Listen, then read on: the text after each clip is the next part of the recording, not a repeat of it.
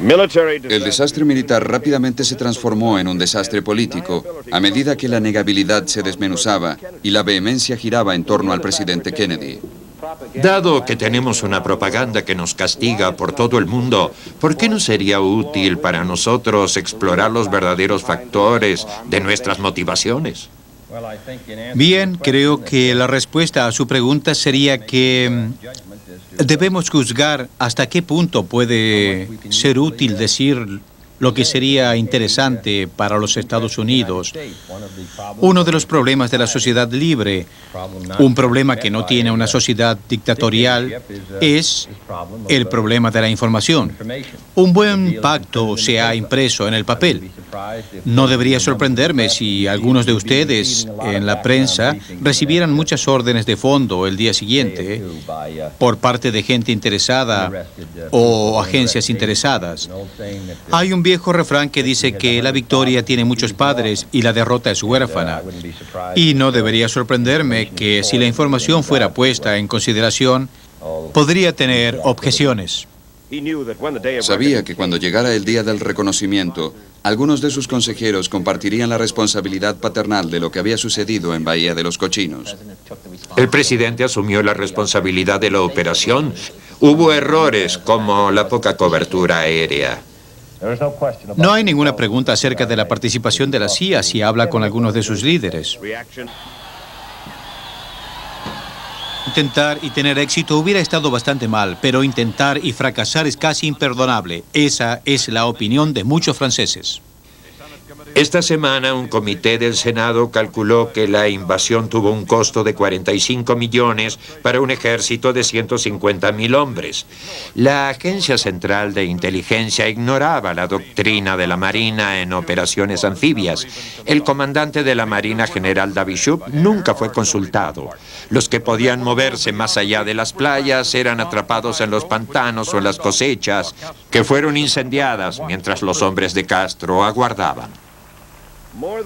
Después de haber pasado más de un año, los miembros de la brigada encarcelados por Castro en la Bahía de los Cochinos fueron rescatados por grandes barcos de suministros médicos y cientos de remolcadores estadounidenses. Fueron agasajados por la comunidad cubana e inspirados por las palabras de Kennedy. Vuestra conducta y valor son pruebas de que, aunque Castro y sus seguidores puedan regir una nación, no pueden regir a las personas. Podrán encarcelar cuerpos, pero no pueden encarcelar espíritus. Les puedo asegurar que esta bandera será devuelta a la brigada en una Habana libre. Pero años después, el líder de la brigada, Pepe San Ramón, todavía hablaba con amargura sobre la manera en que él y sus hombres se sintieron traicionados. Estaba listo para agarrar un rifle y luchar por los Estados Unidos. Fue un tiempo malo para mí. Fue un tiempo malo para todos los miembros de la brigada. Muy malo. Nuestras esperanzas fueron destruidas. Para mí el gobierno de los Estados Unidos era lo máximo. Más grande que mi padre, que mi madre, que Dios. Y para mí, él fue tan poco, un soplo con tantos planes, con tantas esperanzas. Y antes de enviarnos ya sabían que el gobierno no pensaba seguir adelante con todo esto. La invasión en la Bahía de los Cochinos tuvo un resultado totalmente opuesto al esperado. Castro no fue derrocado, sino que tomó más fuerza. El Estado marxista de Cuba, a 90 millas de Florida, sobreviviría y en realidad sobrevive a la Unión Soviética. Pero un resultado inmediato fue aumentar las tensiones entre Moscú y Washington. Los meses posteriores a la Bahía de los Cochinos, Kennedy y Khrushchev probarían su voluntad en Viena, en Berlín y en otros frentes de la Guerra Fría. Un hecho no menor fue Vietnam. Mientras tanto, esta escala ascendente y firme en la postura retórica y militar conduciría a otra, a una confrontación mucho más crítica en Cuba. Un enfrentamiento entre este y oeste que conduciría al mundo al borde de una guerra nuclear. El presidente Kennedy mira estas fotos aéreas sobre el paisaje cubano. Para un ojo sin entrenamiento no revelaba ningún secreto, pero los expertos en inteligencia lo conocían mejor.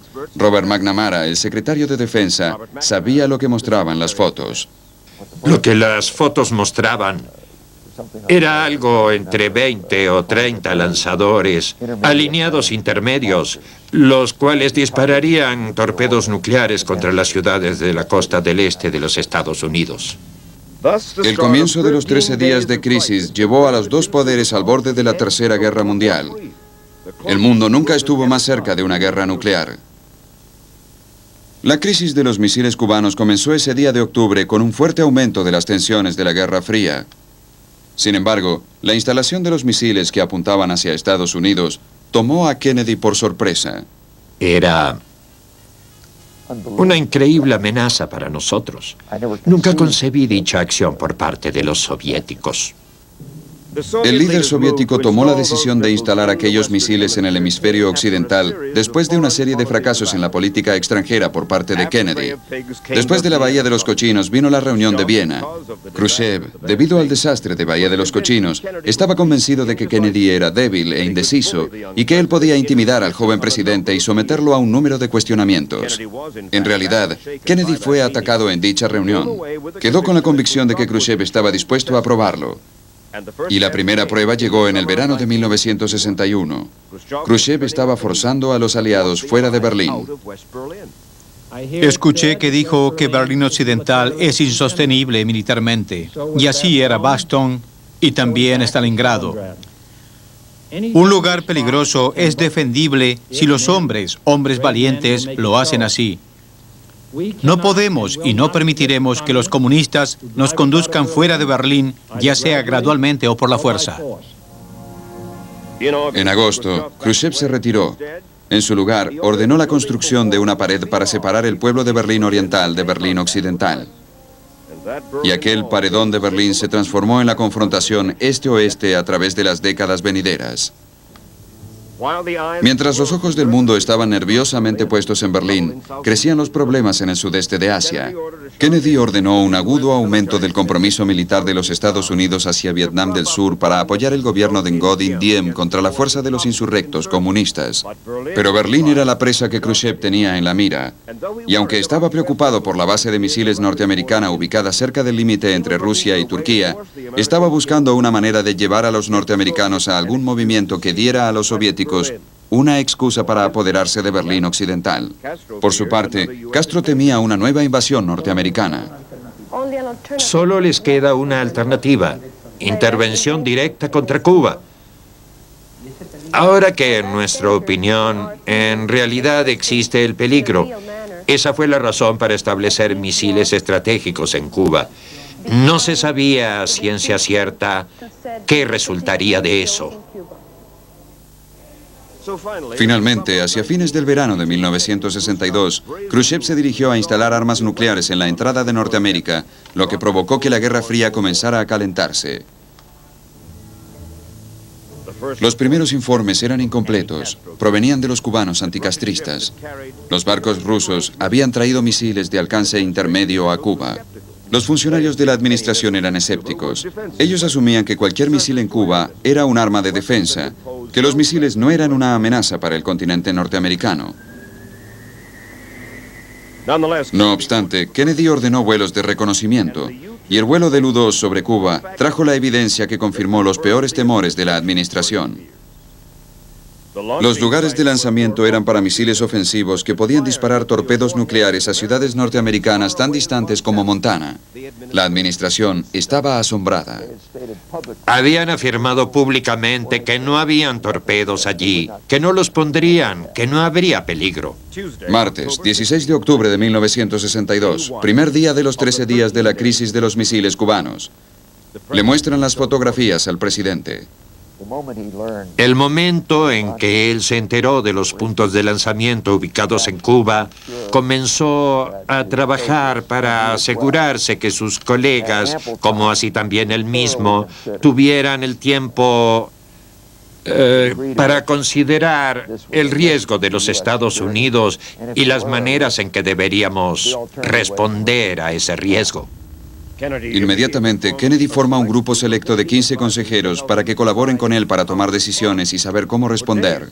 Durante días, fueron los únicos norteamericanos que conocían la gravedad de la situación. Muchas de aquellas reuniones fueron grabadas en cintas de audio. Si lanzan los misiles, habrá una guerra nuclear total. Creo que deberemos estudiar los planes alternativos y las posibles consecuencias. Si confirmamos que están allí, es obvio que tendremos que hacer algo acerca de eso. Entonces tendremos que hundir los barcos y los submarinos rusos. Los primeros planes para negociar, entre otras opciones, iban desde una protesta diplomática hasta una invasión de Cuba en gran escala. Si permitiésemos que nos engañaran en este caso, nuestros aliados no pensarían otra cosa más que nosotros enviamos los misiles, que nosotros permitimos que los soviéticos nos engañaran. En otros casos no hubiera existido la clave del equilibrio político entre el este y el oeste. Era esencial que Cuba retirara ese armamento y ese era el objetivo del presidente. Segundo día, miércoles 17 de octubre. Discusiones intensas. El consenso claramente se inclina hacia el bombardeo aéreo para destruir los misiles. Pero Robert Kennedy tenía profundas reservas. En una nota privada a su hermano, el fiscal general dijo: "Ahora sé cómo se sintió Toho cuando estaba planeando Pearl Harbor". Durante toda la semana nos reuníamos constantemente, se podría decir literalmente casi 24 horas, no tanto, pero sí 18 horas por día, tratando de realizar un profundo análisis sobre el riesgo de nuestra seguridad. Tercer día, jueves 18 de octubre. McNamara propuso una alternativa, un bloqueo naval de Cuba. Serían interceptados todos los barcos soviéticos con destino a Cuba. No se permitiría la entrada a ningún barco que trajera armas ofensivas. La propuesta de McNamara trajo un gran peso, porque al hacer eso rompía relaciones con sus propios diputados. Los generales del Pentágono querían bombardear. Finalmente se decidieron por el bloqueo, pero eligieron otras palabras. Lo llamamos una cuarentena del camino, ya que bloqueo connota un acto de guerra. No queríamos la guerra, queríamos que sacaran los misiles. Pero ¿qué pasaría si los soviéticos elegían desafiar el bloqueo? En ese momento estaba convencido de que no podía predecir el camino hacia el desastre. Para evitarlo no podía tener sentimientos de confianza. Día cuarto, viernes, 19 de octubre. El velo del secreto comenzaba a debilitarse. La Corporación de Prensa de Washington había captado suficientes señales como para saber que había algún problema. Muchos oficiales de alto rango pasaban demasiado tiempo alejados de sus funciones normales. En un esfuerzo para mantener este asunto como cualquier otro, Kennedy voló a Chicago para comenzar una semana de apariciones públicas. Pero a la mañana siguiente, debido al aumento de la crisis, reunió al resto de la tripulación. La historia que ocultaba su repentino regreso a Washington era que él no se sentía bien. Y para darle credibilidad a esta historia, hasta usó sombrero, una de las pocas veces que lo hizo en público. Un rumor dice que la seguridad nacional es la causa del regreso del presidente. ¿Qué hay de verdad en ello? El presidente regresó por su resfrío y por consejo de su médico. Kennedy